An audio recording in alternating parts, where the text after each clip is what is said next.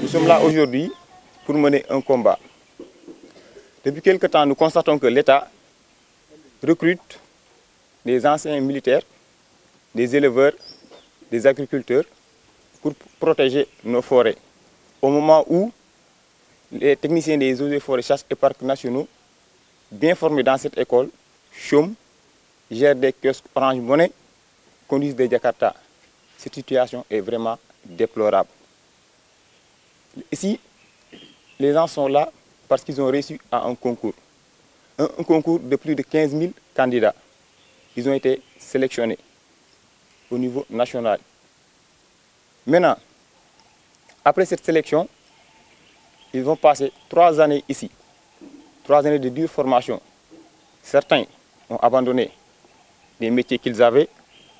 D'autres ont abandonné leurs études universitaires. Ils sont venus suivre la formation.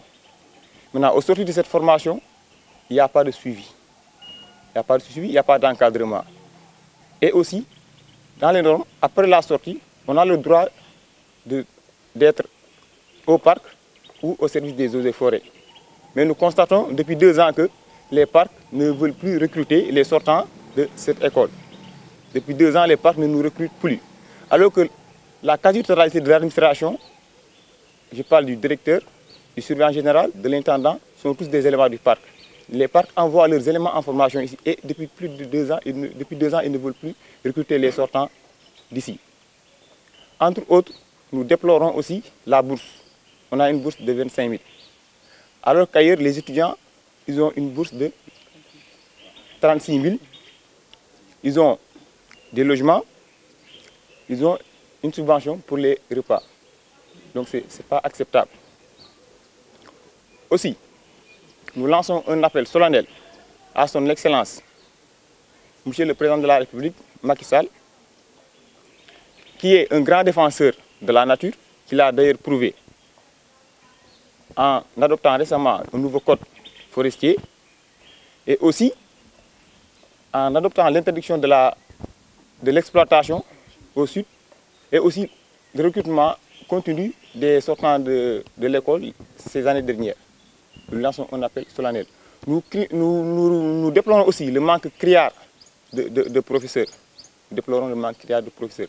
Tout ce que nous réclamons, c'est la transparence, le recrutement des sortants et surtout aussi le recrutement des recalés. Parce que ce n'est pas concevable que vous laissez toute votre carrière et que vous venez ici, vous passez 3 années ici et qu'au finish vous vous retrouvez à conduire des Jakarta ou que vous ayez, une pièce Orange Money à gérer. Ce n'est vraiment pas déplorable. Nous invitons les autorités à réagir à cette situation pour qu'on puisse trouver un compromis et un terrain d'entente.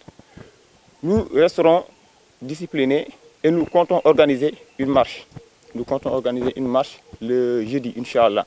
Nous comptons organiser une marche le jeudi. Oui, c'est à Ziguinchor. Oui.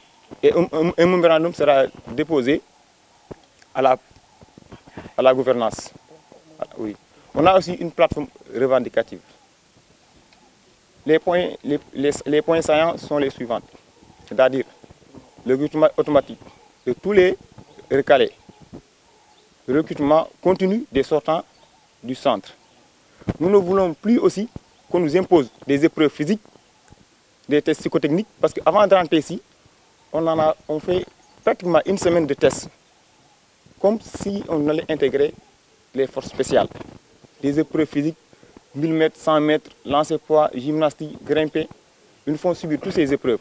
On fait aussi des tests psychotechniques, on fait aussi une visite médicale. Donc je ne vois pas l'intérêt qu'au sortir, qu'on nous fasse faire des épreuves physiques alors qu'on en a déjà fait à l'entrée.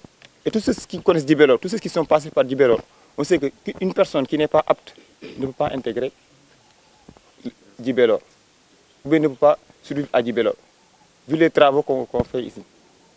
Donc, sur ce, je lance un appel à tout le monde, je lance un appel à tout le monde, à toutes les autorités. Notre combat est légitime et nous le mènerons dans la discipline et la légalité.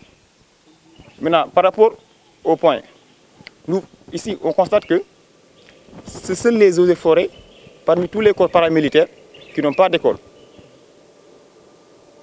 Sommes-nous plus importants que les autres corps paramilitaires? Est-ce que notre mission est moins importante que les autres corps paramilitaires? C'est pourquoi nous exigeons aussi l'érection du centre en école. Nous voulons que le centre soit érigé en école, qu'on puisse avoir le même statut que les autres corps paramilitaires. Ça, c'est un des points saillants de notre plateforme. Maintenant, pour le reste, les autres points seront bien libellés dans le mémorandum qu'on compte déposer à la gouvernance lors de la marche du jeudi. Maintenant, j'appelle à tous les élèves, les anciens sortants en fonction ou retraités, qu'ils prennent part à la lutte. Parce que c'est un combat qu'on mène pour nous, mais aussi pour les générations futures. Ce n'est pas la première fois que les élèves se tiennent ici pour mener une grève. Mais nous voudrons être les derniers à se mettre là pour mener cette grève. On ne voudrait pas aussi qu'il y ait d'autres générations qui vont mener ce combat. Ce combat, nous le mènerons jusqu'au bout. Donc, sur ce, je vous remercie et je remercie aussi mes camarades.